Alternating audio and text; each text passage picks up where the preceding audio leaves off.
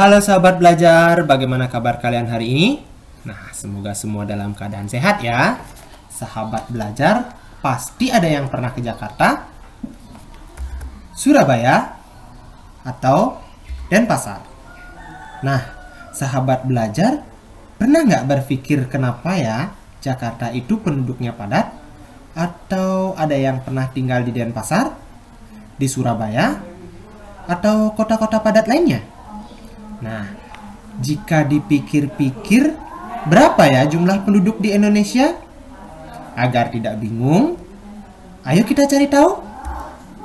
Nah, jumlah penduduk Indonesia menurut Badan Pusat Statistik atau BPS di tahun 2010, jumlah penduduk Indonesia mencapai 237.641.326 jiwa.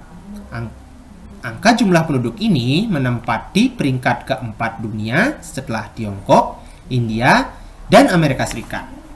Terus,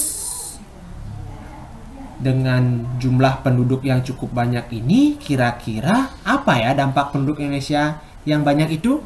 Nah, dengan jumlah penduduk yang besar ini bisa diibaratkan seperti pedang bermata dua. Yang artinya, jika penduduk memiliki kualitas yang baik, maka akan sangat membantu perekonomian negara. Sedangkan, jika kualitas penduduk buruk, akan menjadi beban negara dan tidak menjadi pendukung pembangunan. Nah, dengan demikian, ayo kita berlomba untuk meningkatkan kualitas diri. Jumlah penduduk di suatu daerah atau negara akan dipengaruhi oleh beberapa faktor. Ada yang bilang faktor alami dan faktor non-alami. Nah, yang pertama kita lihat faktor alami, yaitu kelahiran yang disebut juga dengan natalitas. Tinggi rendahnya tingkat kelahiran dalam suatu kelompok penduduk tergantung struktur umur, pengguna alat kontrasepsi, pengangguran, tingkat pendidikan, status pekerjaan wanita, serta pembangunan ekonomi. Nah, faktor kelahiran memiliki faktor penghambat dan penunjangnya juga loh. Nah, kita bahas satu persatu ya sahabat belajar. Yang pertama, faktor penghambat kelahiran atau yang sering kita sebut dengan antinatalitas. Di antaranya, yang pertama, pelaksanaan program keluarga berencana yang sukses, penundaan usia perkawinan dengan alasan menyelesaikan pendidikan, semakin banyaknya wanita karir. Terus, faktor penunjang kelahiran atau pronatalitas yang pertama, menikah usia muda. Kemudian, ada pandangan banyak anak banyak rezeki. Yang ketiga, anak menjadi harapan bagi orang tua sebagai pencari nafkah. Kemudian ada pandangan bahwa anak merupakan penentu status sosial. Dan yang terakhir, anak merupakan penerus keturunan, terutama anak laki-laki. Nah, itu adalah faktor yang mempengaruhi jumlah penduduk alami yang pertama. Kemudian yang kedua, ada faktor kematian yang sering kita sebut dengan mortalitas. Nah, sahabat belajar pasti tahu kalau kematian itu akan mengurangi jumlah penduduk di suatu daerah atau di suatu negara. Faktor kematian ini juga memiliki faktor pendukung atau faktor penghambatnya. Nah, yang pertama kita bahas faktor penghambat dari kematian. Di antaranya yang pertama, meningkatnya kesadaran penduduk akan pentingnya kesehatan. Yang kedua, fasilitas kesehatan yang memadai. Yang ketiga, meningkatnya keadaan gizi penduduk. Yang keempat, memperbanyak tenaga medis. Kemudian, faktor dari penunjang kematian atau yang disebut dengan mortalitas. Yang pertama, rendahnya kesadaran masyarakat akan pentingnya kesehatan. Yang kedua, fasilitas kesehatan yang kurang memadai. Yang ketiga, keadaan gizi penduduk yang rendah. Yang keempat, terjadinya bencana alam. Dan yang kelima, peperangan dan wabah penyakit. Nah, itu adalah faktor yang mempengaruhi jumlah penduduk secara alami. Terus, faktor yang non-alami itu apa ya? Nah, faktor non-alami dari yang mempengaruhi jumlah penduduk Indonesia yang terakhir itu adalah perpindahan atau migrasi. Faktor utama yang menyebabkan terjadinya perpindahan penduduk adalah lingkungan alam yang kurang menguntungkan. di mana penduduk akan senantiasa mencari daerah yang memiliki sumber daya alam yang memadai, yang mampu memenuhi kehidupannya sehari-hari. Mobilitas penduduk ada yang bersifat non-permanen atau yang disebut dengan sementara, dan mobilitas penduduk yang bersifat permanen yang disebut juga dengan migrasi. Terus, apa itu migrasi?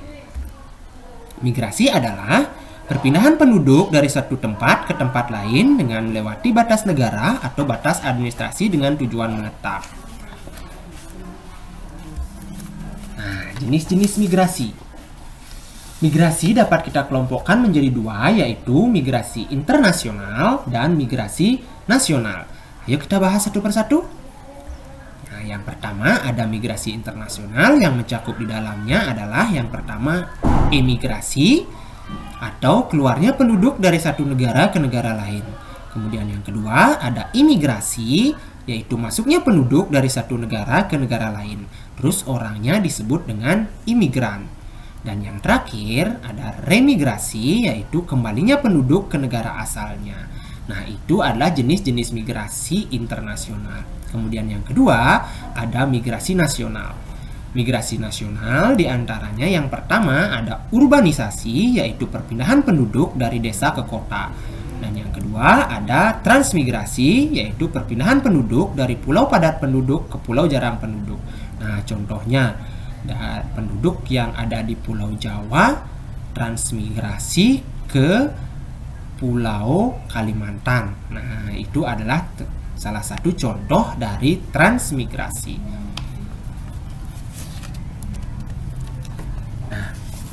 Untuk mengetahui jumlah penduduk dari suatu daerah dilakukan dengan 3 cara, yaitu yang pertama ada sensus penduduk. Sensus penduduk adalah rangkaian kegiatan pencatatan data penduduk yang meliputi pengumpulan data, pengolahan, dan penerbitan keterangan penduduk dalam satu wilayah. Biasanya sensus penduduk ini dilakukan setiap 5 atau 10 tahun. Kemudian yang kedua ada registrasi penduduk. Registrasi penduduk adalah pencatatan mengenai data kependudukan yang dilaksanakan terus-menerus oleh pemerintah. Nah, registrasi penduduk dan sensus penduduk ini mirip-mirip loh. Nah, bedanya jika registrasi penduduk itu terus dilakukan oleh pemerintah, misalnya data penduduk tentang kematian, kelahiran, perpindahan itu terus dilakukan berulang-ulang atau bahkan setiap hari. Nah, dan yang terakhir ada survei penduduk. Survei penduduk adalah proses pengumpulan dan penyusunan data kependudukan untuk mendapatkan informasi yang berkaitan dengan permasalahan sosial maupun ekonomi. Nah, itu tadi pembahasan mengenai jumlah penduduk, faktor-faktor yang mempengaruhi jumlah penduduk, dan cara untuk mendapatkan data jumlah penduduk dari suatu wilayah. Dimengerti ya, sahabat belajar? Untuk selanjutnya adalah mengenai persebaran penduduk Indonesia. Nah, berikut ada data persebaran penduduk di Indonesia. Yang pertama, Pulau Jawa. Pulau Jawa memiliki persentase jumlah penduduk 58% dari seluruh penduduk Indonesia. Kemudian yang kedua, ada Pulau Sumatera yang memiliki persentase 21%. Kemudian yang ketiga ada Pulau Sulawesi yang memiliki persentase 7%. Kemudian yang keempat ada Kalimantan dengan persentase 6%. Kemudian yang kelima ada Bali memiliki persentase 6%. Dan yang terakhir ada Papua dengan persentase 33% dari jumlah penduduk Indonesia keseluruhan. Nah, dilihat dari data persebaran penduduk tersebut, ternyata persebaran penduduk Indonesia tidak merata ya. Nah, ini juga akan berdampak pada tidak meratanya pembangunan di Indonesia, di mana pembangunan hanya terkonsentrasi di Pulau Jawa. Kenapa ya masyarakat penduduk di Pulau Jawa sangat banyak? Nah, ini disebabkan karena Pulau Jawa memiliki tanah yang subur dan telah lama berkembang. Tadi data persebaran penduduk di Indonesia. Lantas, bagaimana dengan komposisi penduduk Indonesia tersebut? Komposisi penduduk adalah pengelompokan penduduk berdasarkan kriteria tertentu. Nah, yang pertama adalah komposisi penduduk berdasarkan jenis kelamin atau yang disebut dengan sex ratio. Adalah perbandingan jumlah penduduk laki-laki dengan perempuan. Untuk di Indonesia, jenis kelamin yang diakui hanya jenis kelamin laki-laki dan perempuan. Kemudian yang kedua, komposisi penduduk berdasarkan usia dan kelompok umur. Yaitu susunan penduduk berdasarkan kelompok umur tertentu. Bisa kita lihat di sini pengelompokan umur dari balita sampai ke lansia. Nah, komposisi penduduk menurut jenis kelamin dan kelompok umur dapat ditampilkan dalam bentuk tabel atau grafik yang disebut dengan piramida penduduk. Piramida penduduk dapat kita kelompokkan menjadi 3, yaitu yang pertama adalah piramida penduduk muda atau ekspansif. Menunjukkan negara yang sedang berkembang di mana kelahiran lebih besar daripada kematian. Biasanya dijumpai di negara-negara berkembang seperti Indonesia, Malaysia, Filipina, Mesir, Nigeria, India, dan Brasil. Kemudian yang kedua, piramida penduduk muda atau yang disebut dengan stasioner. Bentuk piramida ini menunjukkan jumlah penduduk usia muda hampir seimbang dengan penduduk usia tua. Umumnya disebabkan karena tingkat kelahiran dan kematian itu rendah, sehingga jumlah dan pertumbuhan penduduknya relatif tetap. Ini terdapat di negara Inggris. Kemudian yang ketiga, piramida penduduk tua atau yang disebut dengan konstruktif. Menunjukkan jumlah penduduk usia tua cukup banyak dibandingkan jumlah penduduk muda. Disebabkan oleh tingkat kelahiran yang rendah. Kemudian negara-negara yang memiliki bentuk piramida ini seperti Amerika Serikat, Swedia, Jerman, dan Jepang. Oke sahabat belajar, demikian tadi presentasi dari saya. Semoga dimengerti ya. Akhir kata saya ucapkan terima kasih dan sampai jumpa di video berikutnya. Salam.